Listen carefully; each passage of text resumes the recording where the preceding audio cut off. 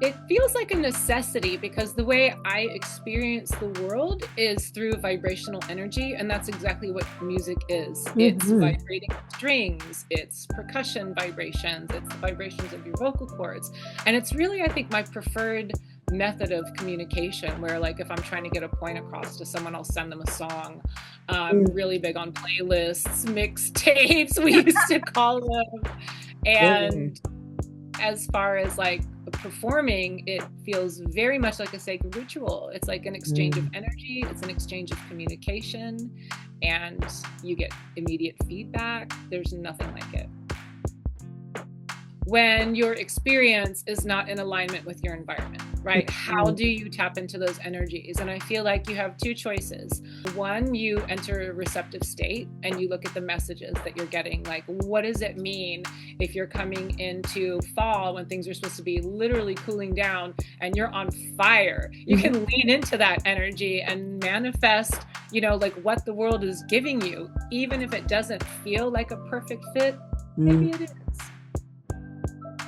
It depends on what your goal is. So, for example, there are a lot of herbs like in the mint family, like basil and catnip, that resonate very, very strongly with feelings of happiness. And then you have like carminative herbs, restorative herbs, things that will help digestion. And it's really important when you're using herbs to think about like why they work. And when people are new to a magical herbal practice, my first bit of advice is always, always, always to open their mind and then open what they're using.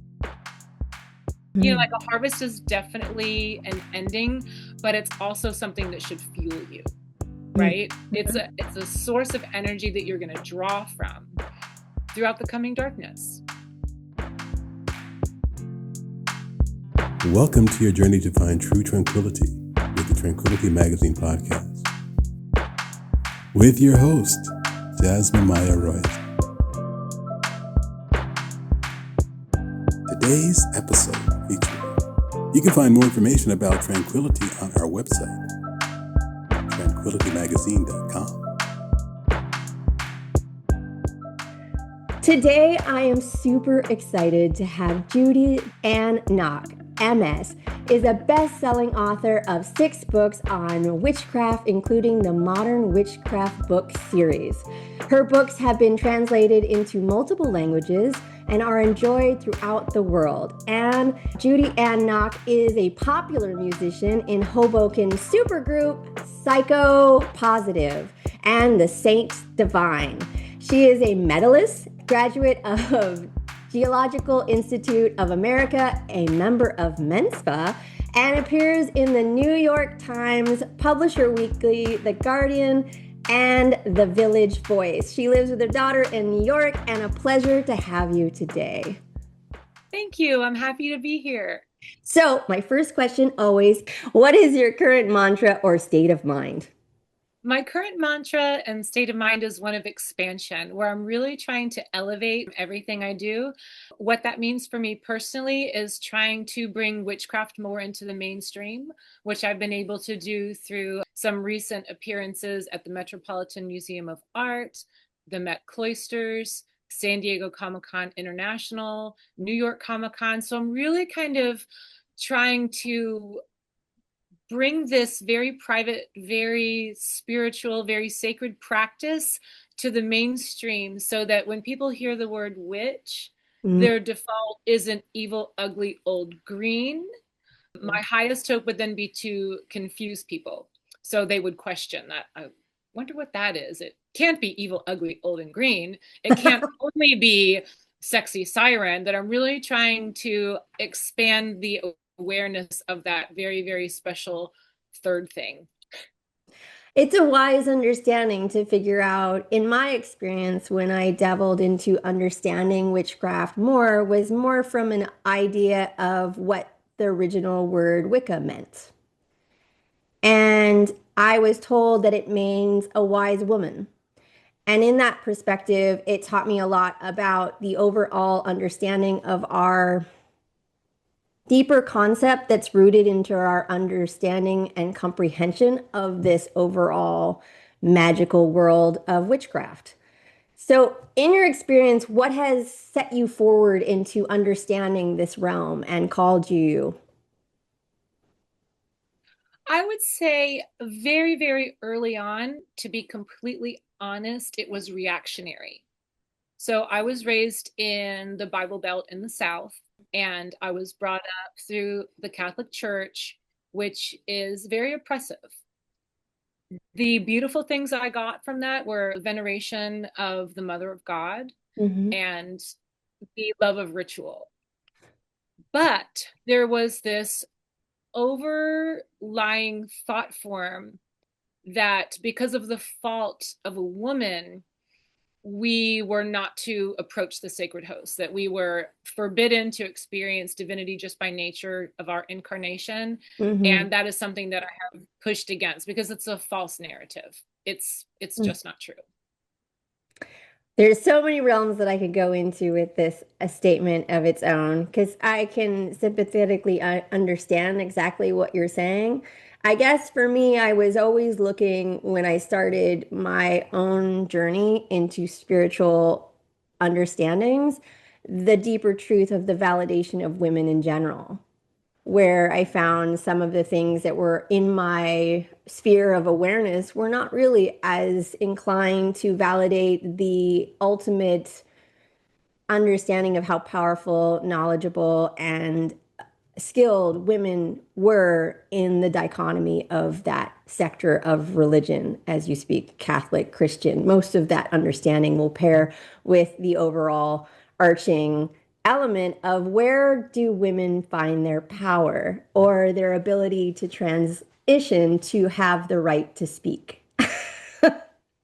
So, Well, for me personally, it began strangely enough in archaeology and history, mm, where if you go back to, 5,000 years ago, goddess worship was the norm. oh, yes. Goddess worship was the norm. And we were revered and we were enough and we were respected and we were healers and warriors and shamans and protectors, and we still are. It's just today it feels more revolutionary and rebellious to be actively pushing against the patriarchy, but it Mm. needs to be done. We need to bring balance to the world. Couldn't agree with you more, especially the dichotomy of two things needing to be balanced. You bring to mind a book that I loved. I can't remember the author at this point, but it's called When God Was a Woman. Very Yes. pinnacle one that was more available in the 1970s, where women started to realize interpretations of calling each other goddess to validate their own spiritual abilities and strength. And I thought that was so broad in the concept of your saying about history and archaeology. There is moments where are, and were a matriarchy, where we had validation and encouragement from so many people about our skills that are mainly, but finding the balance between the male and the female entities. And I believe there's a lot of aspects of that in the, I would say, witchcraft understandings. I would say that the first was the elevation and veneration of the feminine deity, and that is hugely important to me.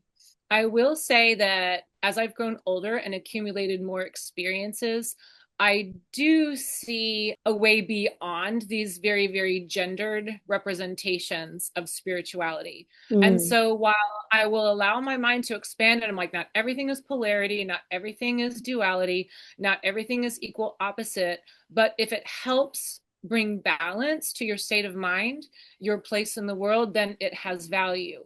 But it shouldn't be like exclusivist, where that you can only view concepts of divine as one or the other. So mm. I've kind of grown beyond that, although I do still venerate a goddess. I agree with you because, as this poignant moment in time, you don't have to define by one or the other, but finding the duality also in yourself to figure out balancing your own energies and solving those elements to make our own unification of wholeness and oneness is what I view it as. But I understand that, you can transition past that point and figure out that just, energies flow with other energies and how to balance them out in your own self, in your concept. Absolutely.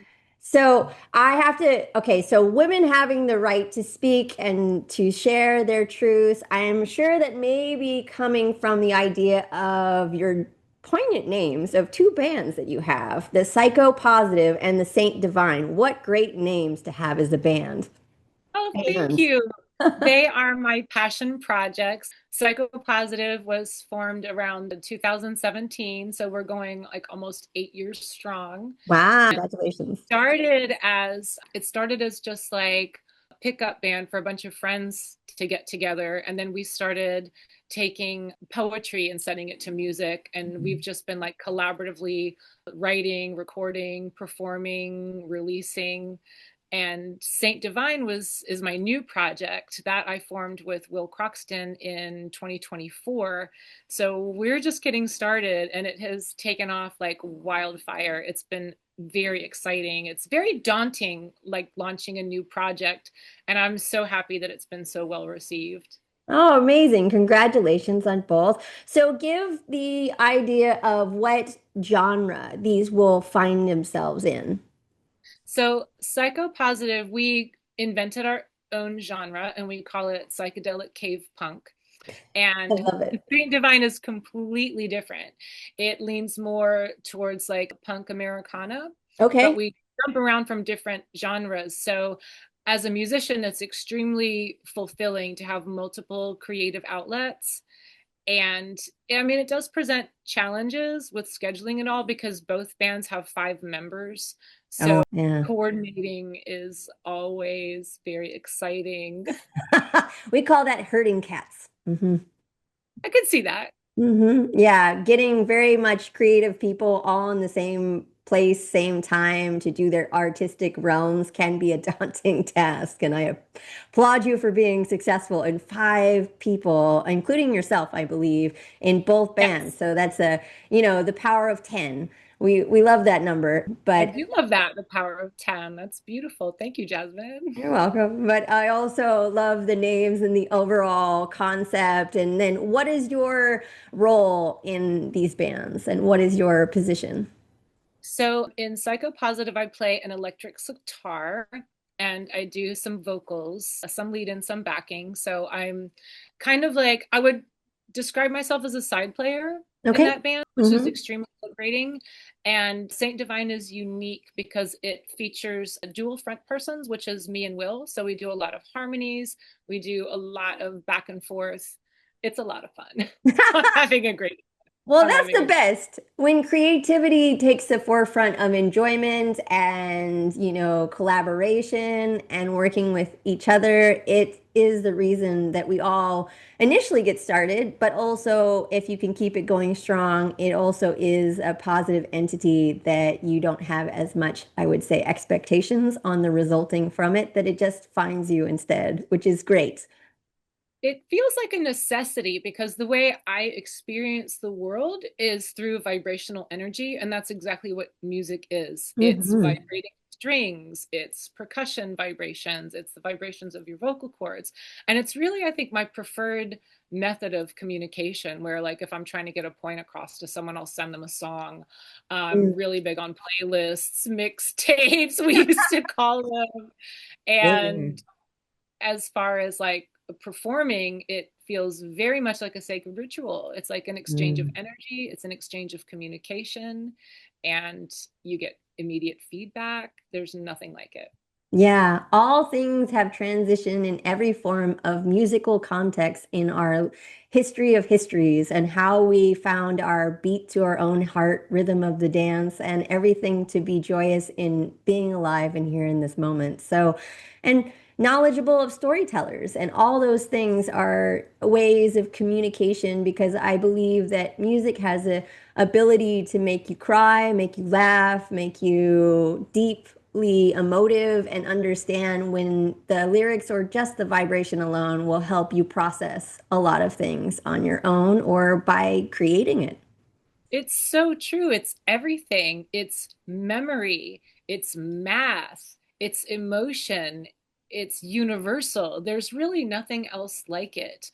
It's why we sing at birthdays and weddings and funerals. It's what Mhm. ushers us through, it's, what ushers us through life is music. Yeah, and I couldn't agree with you more because I think I always live in the idea of music and how important it is. And for everyone to have a playlist or a method, or, we could call it therapeutical, like therapy in music form, because sometimes you need it to listen to it or to make it. And overall, like, you're talking about the spiritual practice of doing music, and we're going to dive into the concept of now it's fall and we're going to transition into the fall times and where we are and what should we be doing to help us create the energy coming at us in a harvest time. Well, we're just coming out of Lughnasadh, and my favorite way to describe that cross-quarter day, it's like the midpoint between summer and fall. So you really do exist in this state in between hope and fear. Mm. So the work is done, the harvest is grown, but it's not quite gathered into the barn yet, where you've taken the test, but you don't have the grade. You've sent out your offerings, but you don't know how they're going to be received by the public yet. And then Mhm. so in fall, in autumnal equinox is when we get the answers to all those questions, where we are released from that state of suspension. We can take stock of our endeavors, whether they are agricultural or creative or professional, or in my case, some mix of all of the above. Do I have enough to see me through the darkness ahead? And Mm. I am not one that fears the dark. Like, I lean into it. I'm like, bring me my long nights, bring me my starry skies, bring me my moonbeams. I really do like revel in it. But there is just something so beautiful about summer's end when you hit those transition times.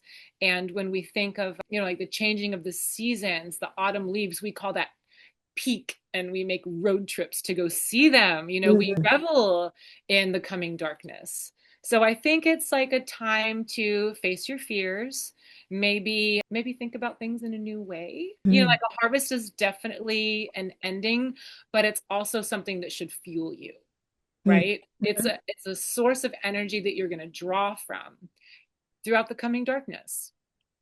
Yeah, it's my favorite season is always fall. It's hard to have in, this area that we do not experience in southern like LA area and, the Ventura County. We don't really have that opportunity to have as much of that fall transition like it is on the East Coast where you see the trees, and the cool breeze come in. It does transition, but it's a very soft movement. And I believe it is and stays hot far too long to get my mind around the idea of the seasonal change because it was in the hundreds in October last year, and it Wow. still is hot right now. So it is kind of hard to get your mind into the idea of harvest and end of seasons when it is that capacity sometimes here. Sure. But it's You bring up an interesting point. Like, what do you do when your experience is not in alignment with your environment,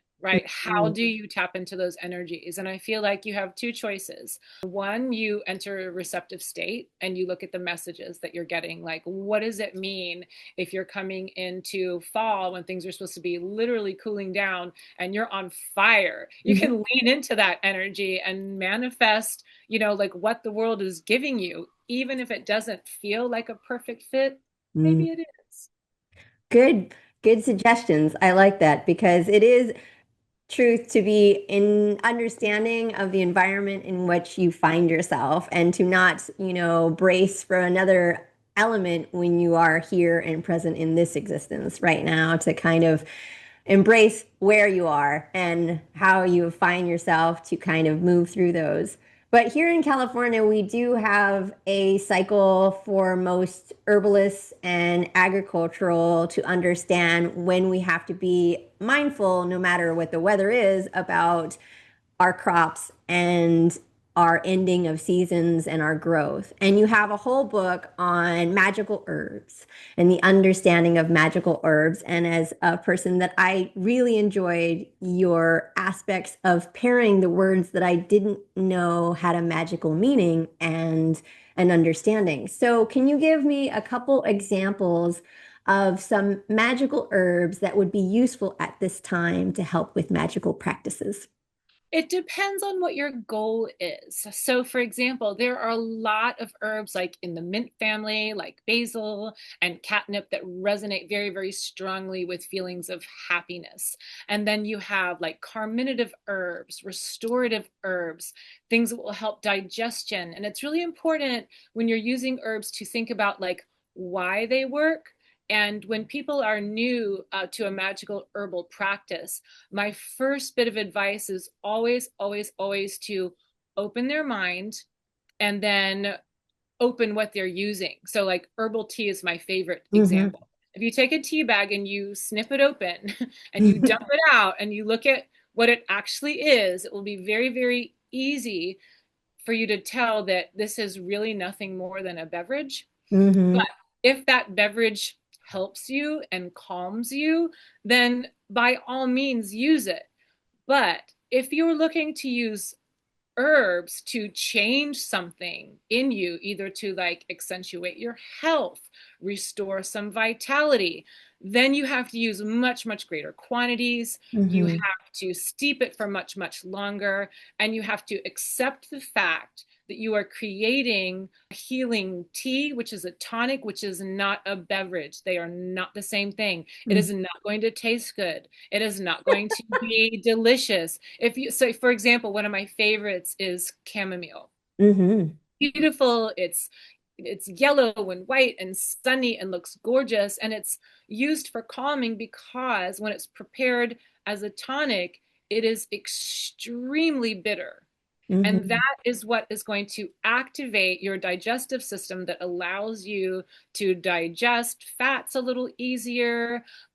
It's full of calcium. And anytime you have like a warm calcium, it is like sleep inducing, which is why some people advise like drinking warm milk before bedtime, because that is the agent that's like that bitterness that is triggering those biological reactions. If you add a sweetener to it, like honey or sugar, you're ending it, Mm-hmm. right? You're ending the possibility for that transformation to occur.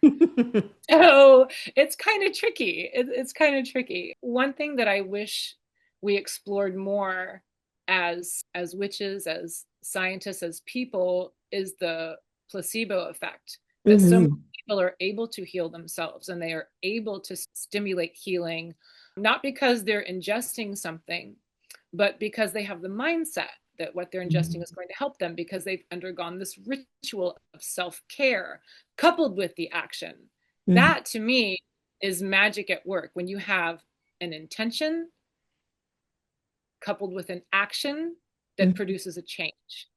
And Mm-hmm. I wish that as a society we paid a little more attention to that. It tends to get dismissed. Like we'll have statistically significant numbers of Mm-hmm. things that work for certain people because they believed that they would. Yeah. And I believe, Amazing. yeah, That's well. I think that there's two things to bring forward in there and what you just said. Well, there's a lot, but one, I wanted to validate the point you just made on the understanding of your thoughts create your environment.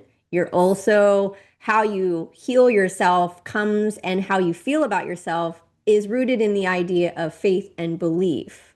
And those can go many ways for many types of understandings. But if you have faith or believe in something, it can help it to create itself when you are the conduit of knowing it's coming or believing it's here.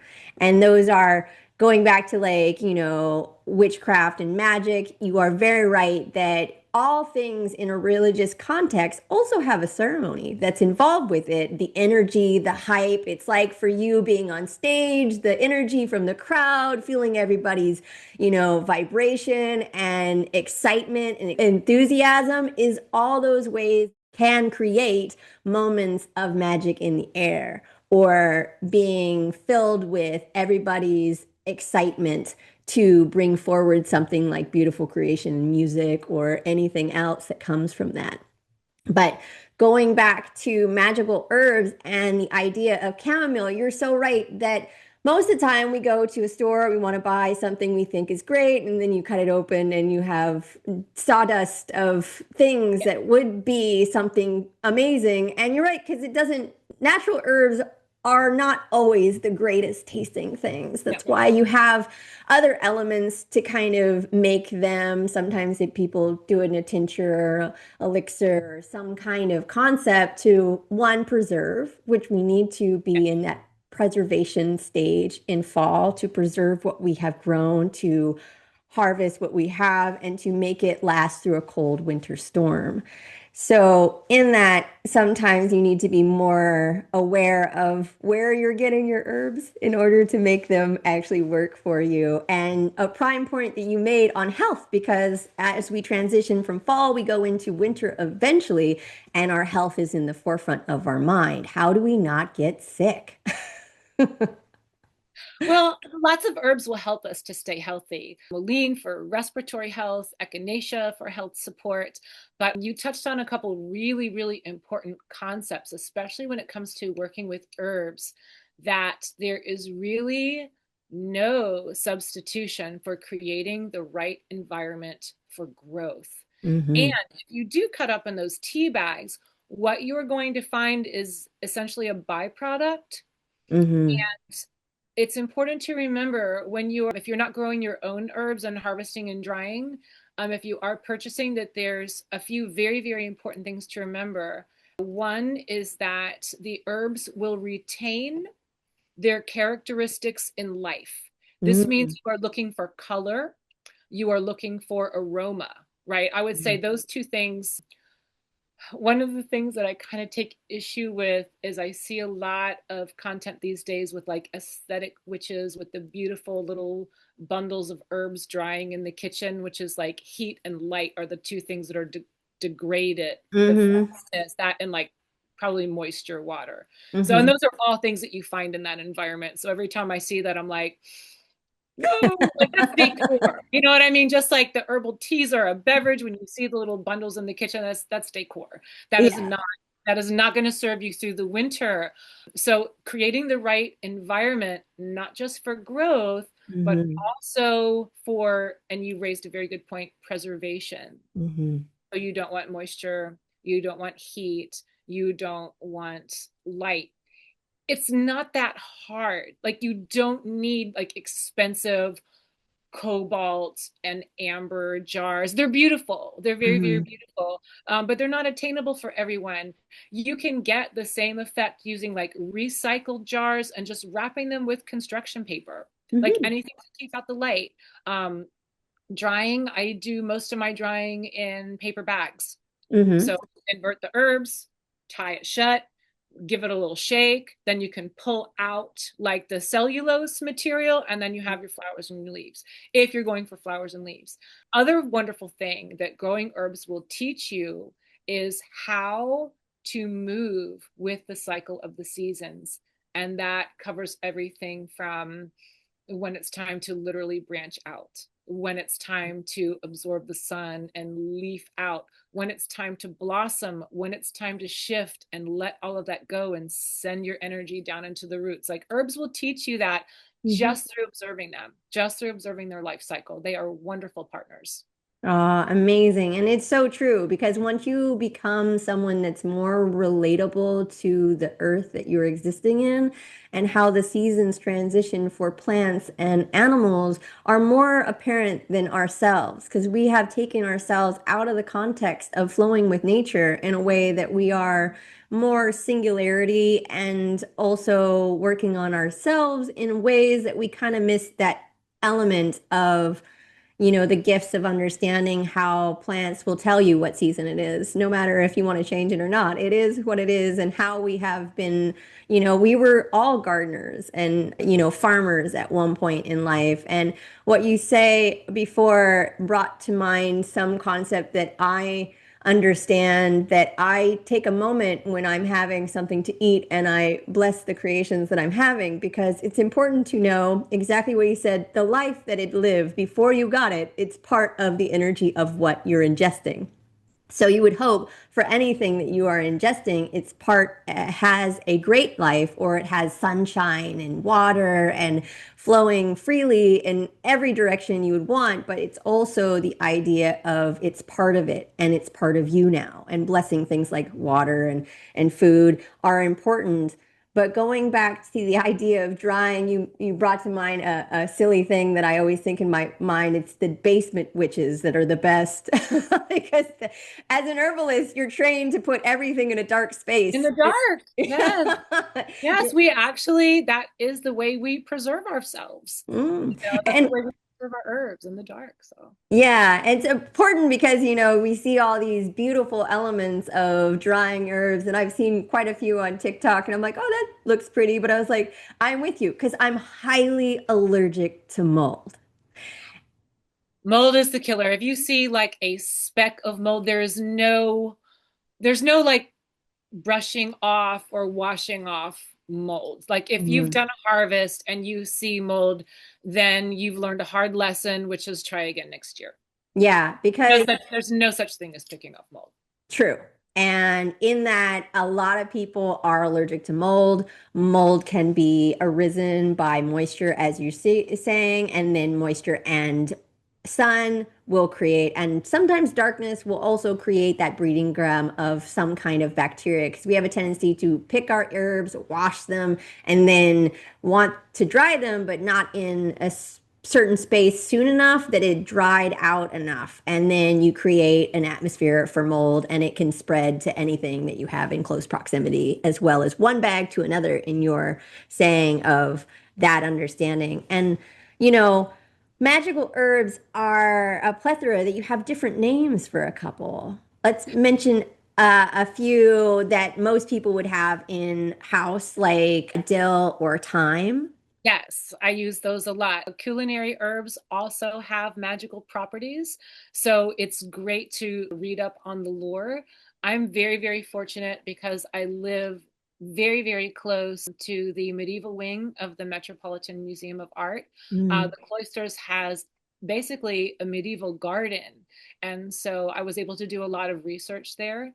The New York Botanical Garden was also very, very welcoming. And I got to visit their herbarium, which has literally millions of different species that were like picked and preserved. So it also gave me a way to safely handle and observe some of the poisons like mandrake and belladonna. They have like the actual specimens in these amazing corridors, which you crank them with a handle and then they separate. It's so magical. It's really amazing. It was really incredible to be able to research there. The other thing I love about naming herbs is how a lot of women's wisdom was concealed and Mm. treated as sacred, but also as secret. And Mhm. a lot of that comes from the tradition of patriarchal society being very, very threatened by Mhm. women's wisdom. So some herbs will also have like alternative, very musical sounding alternate names like Mother's Heart and Snake Milk. And this was like deliberately to conceal these recipes that support health. And it had to be kept secret because that knowledge was considered dangerous. Yeah. It was like to be a woman of power is to be a danger to the Mhm. patriarchy. And they know that. Yeah. I mean, you brought to mind a lot of things that I learned about the idea of, a witch would be the furthest from the city. They don't need anything in the city really, because they grow their own herbs, they grow their own food, they have their own, what we are branching into the idea of homesteading now is a topical version of exactly what they would be doing. And people would come out of town to go and see them, because sometimes you would come into town to sell things and you're making your own money. and you're probably unmarried, which makes you dangerous as an element that you can make your own money. You do not need anything from anyone because you're self-sustaining, and it's a very outside source of what the idea of falling in line in our culture is supposed to be. You just described my identity, basically. Although instead of unmarried, I prefer intentionally partnered, is how I Mm. want to see myself, intentionally partnered. And recently I attended the Starwood Festival, which is a long running camp out music magic festival that's been running in the wild woods of Ohio since the Wow. 1980s. And I got to be like the witch in the woods with my candles and my potions and my crystals. And I had a fantastic time. I felt like that whole festival environment where I can be a part of the music scene. I can be, doing the witchcraft and I have a place to like exhibit my jewelry and my creations and things like that. I felt like I was firing on all cylinders and Wow. I loved being that. I loved my little witch hut in the forest. It was It's fun. I mean, great to know about, an element like a event like that that's out there for most of us to be aware that. And there's been a lot of studies, especially for friendships, partners, and connectivity, especially for women. The more women friends you have, the better you vibe well. You feel supported, you feel safe, you feel protected.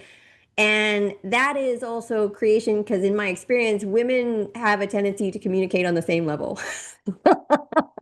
Most of the time. And that's not saying any detriment to anyone else. It's just the way we operate is the same circular cycle rather than the linear. And in that, having an expression of all those creative things to come to the forefront to just heighten your experience where you feel like you found yourself. It is a heightened experience. It really is because it felt like, and this ties into that whole concept of harvest, is like when you are deliberately seeking an expansion or Hmm. an elevation, when you are physically and actually going like far outside of your comfort zone. And I Hmm. mean, from like living in the city to sleeping in the rain, like literally being out in the elements and being immersed in it and running into the ocean and the full moon at night and just not just charging your crystals but charging your spirit yourself like your mortal coil Yeah. was so empowering. It very much felt like a rite of passage. It felt like a rebirth, all these undertakings. And what it does is it gives you energy and you build up like a surplus and you can share it, right? Then Yeah. people start picking up what you're throwing down. Hmm. So putting together these panels on witchcraft for the comic conventions was great because there is so much representation in books, movies, comics, music, and Hmm. it's also supernatural. Yeah. Sometimes in our practice, we do have those supernatural things happen, and they're very exciting. But it also gave me an opportunity to, address these issues to very large audiences of like, what is real? What is fantasy? What do real witches look like? What do we actually do? And what do we think of all this? It was Ooh. great to have that kind of platform. My jewelry and my creations and things like that, I felt like I was firing on all cylinders. And Wow. I loved being that. I loved my little witch hut in the forest. It was It's fun. I mean, great to know about, an element like a event like that that's out there for most of us to be aware that. And there's been a lot of studies, especially for friendships, partners, and connectivity, especially for women. The more women friends you have, the better you vibe well. You feel supported, you feel safe, you feel protected. And that is also creation because, in my experience, women have a tendency to communicate on the same level. Most of the time. And that's not saying any detriment to anyone else. It's just the way we operate is the same circular cycle rather than the linear. And in that, having an expression of all those creative things to come to the forefront to just heighten your experience where you feel like you found yourself. It is a heightened experience. It really is because it felt like, and this ties into that whole concept of harvest is like when you are deliberately seeking an expansion or Mm-hmm. an elevation, when you are physically and actually going like far outside of your comfort zone. And I Mm-hmm. mean, from like living in the city to sleeping in the rain, like literally being out in the elements and being immersed in it, and running into the ocean and the full moon at night, and just not just charging your crystals, but charging your spirit, yourself, like your mortal coil, Yeah. was so empowering. It very much felt like a rite of passage. It felt like a rebirth, all these undertakings. And what it does is it gives you energy, and you build up like a surplus and you can share it, right? Then Yeah. people start picking up what you're throwing down. Mm-hmm. So putting together these panels on witchcraft for the comic conventions was great, because there is so much representation in books, movies, comics, music, and Mm-hmm. it's also supernatural. Yeah.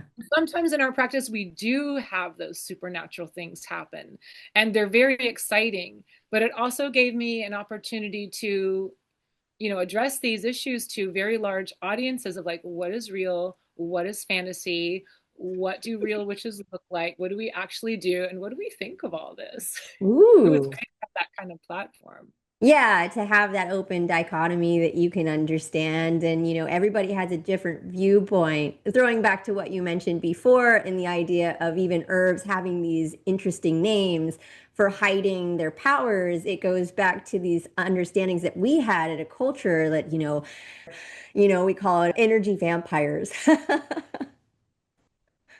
So there's lots of ways to deal with that. And we moved from talking about like natural magic, elemental magic, and growing herbs and cooking and bread baking to more occult magic, which is what crystals are. So when I work with crystals, I'm basically tapping into three very distinct forms of magic. One is the law of sympathy, where, something that resembles something then has those properties. So traditionally, in like the witch's garden, there might be like a circle of red flowers. That is your protection element. That can look different, to different people. It could be roses, it could be hibiscus, it could be nasturtiums, it could be even columbines will come in red. It depends really on what your zone is and Hmm. what your soil is like, what you're going to use for your red borders. You could use probably begonias, you know what I mean? Hmm. So the way that works with crystals, if you wanted to do like a protective barrier, you would use something like carnelian. Mm. And the law of sympathy that we use in crystal magic relates to herbal magic, because it's kind of exploiting the same tenets, where something looks like is like. That's basically the root of homeopathy, Hmm. is that idea that like attracts like, and the wound reveals the cure. So that works, and that tracks with science and with occult magic. The others, you tapped on a law of contact. Hmm. Things that are in contact with each other will have an energy exchange. That's why like we charge our crystals, and then they become like the Hmm. repository of that experience, and we hold them, we access it, right? Hmm. I think of them as tools, working magical tools. So if you wanted to approach a door of perception, you have to have the right tool to open the door. It is you opening the door. The tool is useless without your manipulation of it. You can't lay a screwdriver in front of a door and expect the door to open. You will struggle mightily to remove the hinges. Hmm. A key is going to work much better, but you have to have the right key and you have to be able to turn it. So contact, yes. And contact suggests that when an object is in contact with another object, they will still be affecting each other Hmm. even when they are no longer in contact. Hmm. And so the last tenet that we accessed with crystal magic is the law of contagion, which then allows energy and magic to travel from one object to another. So if Hmm. you wanted to protect a certain area, you would charge the crystal with that intention, and then maybe put it in your yard or on your front door, so that Hmm. that casts your spell of protection. So sympathy, contact, contagion. Those are the three tenets that I mostly adhere to when using Crystal Magick. Yeah, wonderful that you mentioned something that brought to mind the labyrinth that you also speak about in your herbal book about creating a labyrinth space of planting different herbs and different plants in a sphere that kind of you can look at as a protection or a contemplation or other things that have a circular process. The labyrinth is a journey. It is a journey of the psychic mind. It's a physical journey. If you have the space for it, highly recommend it. I love a labyrinth. I do too. I think they're very wise understandings that have been through decades and eras and timelines that people have used them a multitude of times for contemplation, meditation, or just connection with the environment. And then going forward in what you were talking about and all these elements and where you place things and how you use them and energetics, I totally understand because I am a deep thrifter. I love thrifting objects, but I also understand that every one of them has been with someone else before me, meaning that their energy or connectivity, it's, ether connected to energetics. And it can go throwback to the idea that plants have been studied recently to know that you're about 300 feet away from your garden, that they know their carer is coming soon. So other things do have energetics with them, and a home being one of them. And every witch that I have had the luxury of meeting are always about the door as the outlet of where you're coming in and who is coming in to enter your home. So, in that, if you maybe recently moved in or you wanted to make sure that their right energy is coming through the portal of your home life, what would be some suggestions for understanding that and what would you use? I would use salt and cinnamon and sweep, sweep, sweep the interior. The floors, the walls, the ceiling. I have a broom with a really nice reach. And so what you are doing essentially is cleansing and blessing and changing. Mm. Once you have swept, then you can do a wash. You can add like essential oils, whatever you want to bring in. Florida water is really popular. And then hanging the broom on the door is a ward against unwanted guests. Mm. So that's my favorite simple spell is if you're trying to create that protective barrier Mhm. or invite some energies in and repel some others. A broom on the door is good. Um, as far as protection goes, iron is used a lot too. So horseshoe over the door, those are ways that we protect our portals. Yeah, it's important, but I also wanted you to explain a little bit more because you gave us two things, salt and the reason why, and cinnamon, one of my favorites. Yes, yes. So what I will do is take like a really, really coarse salt, combine it with, I like to use powdered cinnamon because when you use the bark, it can be very, very arduous. It can take a long time to crush. There is value in that. I have like made my own blends and my own house blessings, and part of that difficulty is part of the process, right? Really Mhm. important things are rarely easy. Yeah. Um, but if you don't have that like kind of time or you don't have that kind of forearm strength, um, there's an amazing array of magical items that you can get at the grocery store. Combine those, and then you're basically sprinkling them on the floor and then sweeping your intention, right? Mhm. And when I frame intentions, I try to frame them as with as much positivity as I can muster. So Mhm. I'm never saying, none of this or not that. I'm never saying what I don't want. Like I'm never Yeah. saying like, you know, uh, evil is banished because then I'm just repeating evil again and again. Yes. Right. So I was like protection, peace, love, harmony, abundance, safety. Hmm. That's what I would do. I would probably also recommend, depending on like where a person is, if you can, it's a ritual called beating the bounds where you're basically circling your property and Hmm. you're also using sound as a vibration. So Hmm. whether you're using like the end of your broom, every few steps you're going to strike it on the ground and repeat your Hmm. affirmation. You could do that inside as well, but it's best done like outside. For me it's a little tricky because I'm in an apartment building, but I've definitely gone around the block and that crazy person with the flaming candle beating the Sounds really very New in York New York though. City. Yeah. No one thinks anything is weird here. I believe. No, they don't. But I was like, it's built for crazy, and I don't care. That term is not a negative one in my mind. It's like because my reality is not your reality, you may think it's crazy, but I think it's pretty much a little bit different, and that's nothing wrong with being different. You only get one difference and make it your own. So, you know, and going back to what you mentioned before, a great book that you spoke about, The Doors of Perception, which is a great book for anyone, and also the name of the Doors and why that band had been related to that understanding before. So, in this time, you have a whole book on something that I really love, but to educate all of us, what do you do as a teacher to teach someone about rune magic? Oh my gosh. So when I start teaching about rune magic, the most important thing that I want people to understand is how accessible and utilitarian they are. There's a bit of mystery with using runes just because they've been used in so many ways. And divination is certainly one. Prognostication, absolutely.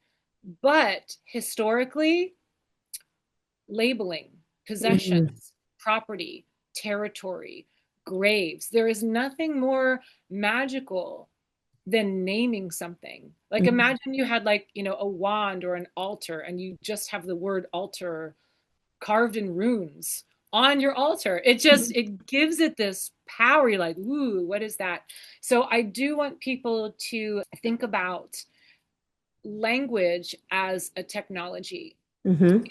The Northern Germanic people, when they mastered the art of sailing close to the wind, which means they were not bound by the direction the wind was coming from, they could Mhm. leave the shore. And we had periods of cultural exchange, also violence. So these things are never really easy to unpack. But it was the first time that ideas could travel Mm. outside of their locale. Yeah. So just the fact that we have access to this knowledge is amazing. I would Mm. encourage people definitely to read the Poetic Eddas because there's a lot of information in there. There's not a whole lot of surviving runic manuscripts. Most of what we see in runes is literally carved in stone. That's Mhm. mostly what has endured. And runes are also a lot of fun. So one of the things that I had the privilege of doing was some research at the British Museum. And I was looking specifically for translations of runic inscriptions. And one of my favorite was this beautiful carved in bone comb with lines of runes that translated to Thorson made a good comb.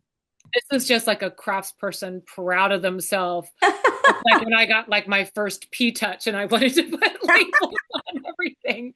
Like that is an acceptable use of runes. It's not all divination and prognostication. Mm. I love it. So when you're practicing with runes, we'll give it in this perspective. I wanted to buy a candle for myself and I'm going to carve a rune on it and I want to ignite my creativity. And what rune and what candle maybe I should be setting up to burn and ignite my creativity to make or create more things. I would go with yellow, which is Mhm. going to align with your will. Solar plexus is very powerful. It's very positive, very happy. And as far as like the Elder Futhark rune row, I would probably choose Sowilo. One of the things that I'm doing in my workshops is teaching people just that very thing, how to create bind runes. So if you think of a rune as your symbol, bind runes combine like several symbols along a vertical stave. So you want Mhm. to look for those commonalities and then you can get more specific. Hmm. And there's a couple different ways you can handle this. One, as a modern witch, I'm always looking for like the modern application of the ancient system. And there are many because we are still people. We still want safety in travel. We still want protection from the elements. We still Mhm. want protection from plagues. Like we still want, all the same things that Yeah. our ancestors wanted. But we just have to think of them a little bit differently. one of my favorite like examples is Fehu. It represents, livestock. Well, what is that now? Mm-hmm. That is basically, it's like abundance. That's like Mm-hmm. your car, your property, your forward facing, riches and things like that. So it might not, for some people, it might mean actual livestock. There's plenty of people that Mm-hmm. still, raise, sell, and farm animals. I do not. So I have to think of it in a different way. I think of it, Mm-hmm. the livestock is, more of like income. Mm-hmm. And a rune like Urush, which is like the mythical bull, the Mm-hmm. Auruk, that's like strength, vitality, health. So symbolically, really, really similar, large animals. Magically, very, very different. So if you wanted to do like, bind rune for creativity, in addition to something like Sawilo, the rune of the sun, I might add Tewash, which is like the warrior rune. It looks like an arrow to keep you like on point and focused. Mm-hmm. Archery is kind of a hobby of mine because knock is an archery term. To knock an arrow means to put the shaft on the bow and take aim. And one thing that archery as a meditation has taught me is to literally stay on target. If you don't hit your target, you don't say, okay, well, I'll aim at the ceiling, because then you're just promising yourself that you're never going to hit it. And so I would think about like combining runes. For the candle, I would use a scribe. It can be anything. It doesn't have to be fancy. Stylus could work, a push pin can work, a needle can work. Mm-hmm. I do like to use straight edge because I'm very picky about my runes. Because like as a system of language, like it has to be legible, Mm-hmm. right? You True. can't be wondering like, what is that? Yeah. But fortunately, they are very utilitarian, mostly straight lines. Um, I've also used like a railroad spike for Oh. carving candles because just like it's very satisfying just to like pound it out. But it takes practice. It takes practice. You're setting it up already to us, carving into the idea of where we used to have our runes in stone. So you're doing it instead on a candle, that you're like carving in your mark into something that's easier, but also the same idea because you need a straight like element. Yes, it's also impermanent. So you think about when you're burning the candle, you are then releasing that energy. And by releasing, I don't necessarily mean like letting go of it. I mean sending it out so that it can Mhm. return to you. Wise words. So I always have two questions left, and we have a lot to think about what you just taught us all. What is the best advice you've ever received?